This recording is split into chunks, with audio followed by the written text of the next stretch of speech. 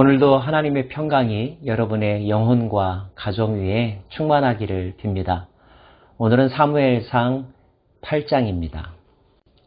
사무엘상과 하가 모두 55장으로 기록되어 있습니다. 제목도 사무엘상하이니까 사무엘에 관한 이야기가 주를 이루겠다라고 생각이 들겠지만 의외로 사무엘의 출생과 등장과 활약에 관한 이야기는 7장까지입니다. 8장으로 가면 벌써 사무엘의 퇴장을 암시하는 듯한 내용들이 기록되어 있죠. 사무엘이 늙음에 그의 아들들을 이스라엘 사사로 삼으니 장자의 이름은 요엘이요 차자의 이름은 아비아라. 그들이 브엘세바에서 사사가 되니라. 사무엘이 나이가 많았다고 기록되어 있고 그들의 후계자 사무엘의 아들들의 이름이 등장합니다. 요엘과 아비야였습니다. 그런데 이게 웬일입니까?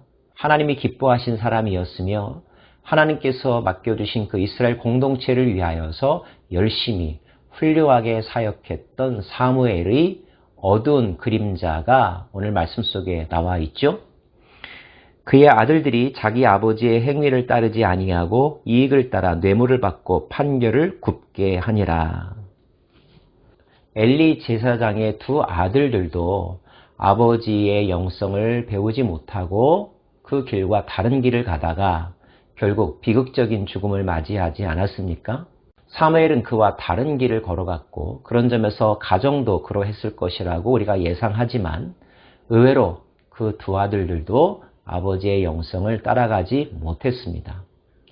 아버지에게도 실망이 되었을 뿐만 아니라 이스라엘 공동체에도 큰 실망이 되었던 것 같습니다.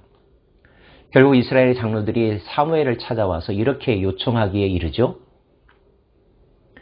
이스라엘 모든 장로가 모여 라마에 있는 사무엘에게 나아가서 그에게 이르되 보소서 당신은 늙고 당신의 아들들은 당신의 행위를 따르지 아니하니 모든 나라와 같이 우리에게 왕을 세워 우리를 다스리게 하소서 한지라.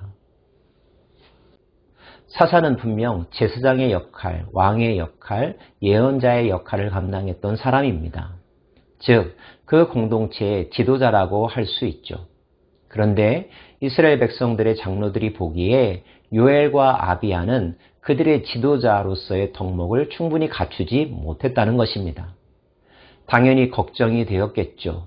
어떻게 이 문제를 해결해야 될까 고민했을 것입니다. 그래서 사무엘에게 찾아와서 요청하고 있는 것입니다. 먼저 우리는 사무엘의 가정의 안타까운 점을 함께 묵상하고 싶습니다. 가정사역의 측면에서 보면 사무엘은 실패했다고 말할 수 있을까요? 안타깝게도 그 아들들은 하나님이 기뻐하시는 지도자로 성장하거나 훈련받지 못했죠. 아무리 위대한 사람에게도 한 가지 약점은 있을 수 있다는 것을 보여주는 장면이기도 합니다. 특별히 자식 문제는 내 뜻대로 되지 않는다라고 하는 탄식을 자주 하게 되죠. 훌륭하다고 알려진 목회자들의 가정에도 이와 비슷한 일이 발생하고 또 유명한 정치인이나 아니면 학자의 집안에서도 그 자녀가 오히려 부모의 명성에 누를 끼치는 일들이 더러 발생하곤 합니다. 우리는 이러한 사실들, 즉 내 뜻대로 다 할 수 없다는 사실에 대하여 인정하고 겸손한 마음을 가져야 하고요. 그럼에도 불구하고 최선을 다하여서 우리의 가치와 신앙을 먼저는 자녀들에게 물려주는 일에 최선을 다해야 할 것입니다. 부디 저와 여러분의 가정이 또 다음 세대들이 하나님을 잘 섬기고 하나님이 기뻐하시는 그리고 신앙의 유산을 잘 물려받은 귀한 자녀들로 성장할 수 있기를 바랍니다.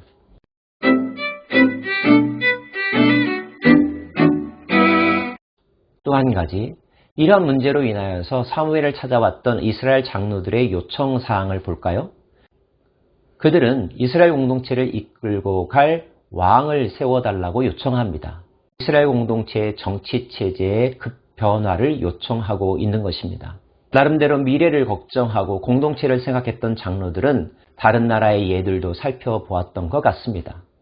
다른 나라에는 있지만 아직 이스라엘 공동체에는 없었던 제도가 있었으니 그것이 바로 왕정제도였습니다. 그들은 왕정제도가 부러웠습니다. 왕정제도가 모든 문제를 해결해 줄 수 있는 탁월한 정치제도라고 그들은 여겼던 것이죠. 우리도 우리 왕이 있어야 하리니 우리도 다른 나라들 같이 되어 우리의 왕이 우리를 다스리며 우리 앞에 나가서 우리의 싸움을 싸워야 할 것이니이다 하는지라. 그들은 왕이 백성들을 위하고 왕이 전쟁터에서 앞장서서 나가서 그 백성들을 보호하고 지켜주는 존재라고 생각을 했습니다. 다른 나라들이 전쟁에서 승리하고 영토를 확장하는 모습들을 보면서 부러웠던 것이죠. 그들 요청에 대한 사무엘의 반응은, 그리고 하나님의 생각은 어떠했을까요? 먼저 하나님은 사무엘을 통하여 그들이 어떤 마음의 동기로 왕정제도를 요구하고 있는지를 들추어 내십니다. 그들이 하나님을 버린 것이라고 말씀하고 있죠. 겉으로 보면 사무엘의 아들들의 리더십을 인정하지 않는 것처럼 보였지만 그보다 더 근본적으로는 보이지 않는 하나님, 그러나 이스라엘을 지켜주시고 보호해 주시는 하나님의 존재에 대하여 다시 망각했다는 것이고 인정하지 않기 시작했다는 뜻입니다. 그러면서 하나님은 사무엘로 하여금 그들이 이해할 수 있도록 왕정제도에 대해서 설명하라고 가르쳐 주십니다. 왕정제도에 대한 사무엘의 설명을 들어보시겠습니까? 사무엘이 왕을 요구하는 백성에게 여호와의 모든 말씀을 말하여 이르되 너희를 다스릴 왕의 제도는 이러하니라. 그가 너희 아들들을 데려다가 그의 병거와 말을 어거하게 하리니 그들이 그 병거 앞에서 달릴 것이며 그가 또 너희의 아들들을 천부장과 오십부장을 삼을 것이며 그가 또 너희의 노비와 가장 아름다운 소년과 나귀들을 끌어다가 자기 일을 시킬 것이며 너희의 양떼의 10분의 1을 거두어 가리니 너희가 그의 종이 될 것이라. 왕이 너희를 다스릴 때에 왕이 너희들을 위하는 것이 아니고 왕이 너희들보다 앞서서 전쟁터에 나가는 것이 아니라 오히려 너희가 왕을 위하여 섬겨야 되고 왕을 위하여 너희의 것들을 바쳐야 할 것이다. 심지어 왕이 너희들의 것들을 빼앗아서 자기의 것으로 삼게 할 것이다. 너희들이 궁극적으로 그 왕의 종이 될 것이다. 이것이 왕정제도의 결론이라고 설명하고 있는 것입니다. 실제로 우리는 역사 가운데서 이러한 예를 수도 없이 많이 봅니다. 처음에는 누구나 백성을 위하여 일하고 국가를 위해 봉사하겠다고 하는 마음으로 대통령 선거에 출마하고 또는 정권에 도전합니다. 그리고 얼마 동안은 그럴듯한 모습을 보여주죠. 하지만 그 자리에 오래 앉게 되면서 권력의 맛을 보게 되면서 더 많은 권력욕에 사로잡히게 되면서 그 지도자의 모습은 어떻게 변질되어 갑니까? 첫 마음과는 달리 자기들의 편의와 이익을 위해서 권력을 사용하고 백성을 위한 것이 아니라 자기를 위하여 백성들을 필요로 이용하는 사람, 그러면서도 끝까지 자신의 기득권과 권력을 내려놓지 않으려고 법과 제도와 양심을 마음대로 행하는 사람, 독재자로 변질되어 가는 것을 보게 되죠.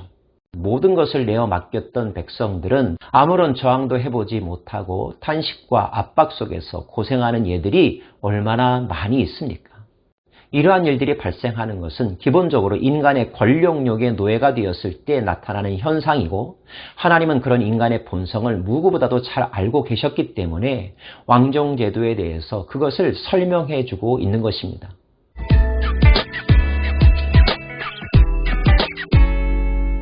특별히 이 장면에서 우리가 생각해야 될 것은 그들은 하나님과의 관계에 집중하고 하나님 앞에서 자기 자신을 올바로 세우는 일에 집중함으로 문제를 해결하려고 했던 것이 아니라 다른 사람의 모습을 보고 옆집 사람과 이웃 나라의 형통한 모습들을 보고 그것을 부러워하며 그것을 흉내내려고 했다는 점입니다.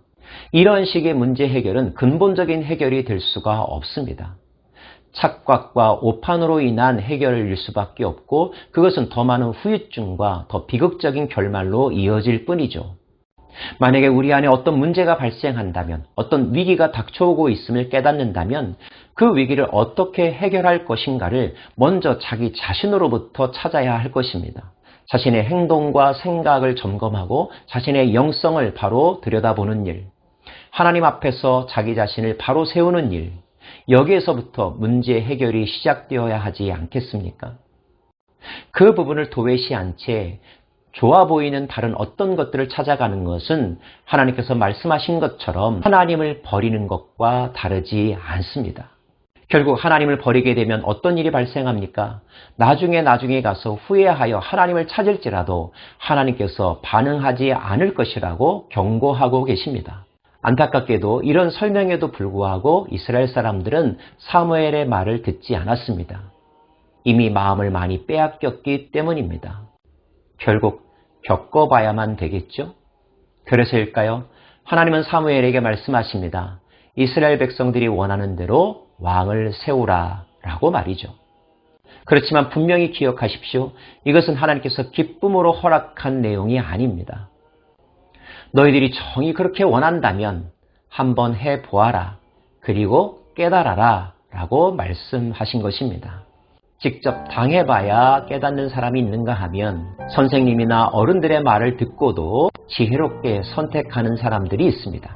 여러분은 어떤 패턴의 사람입니까? 바라건대 우리의 마음이 듣는 마음이기를 원하며 분별할 수 있는 지혜가 있기를 간절히 소망합니다. 이 땅의 진정한 왕, 우리를 위한 왕, 우리보다 앞서 나가 싸우실 왕은 오직 하나님, 그리고 그분의 아들 예수 그리스도 뿐임을 이 시간에 고백하며 또한 선포합니다. 기도하겠습니다.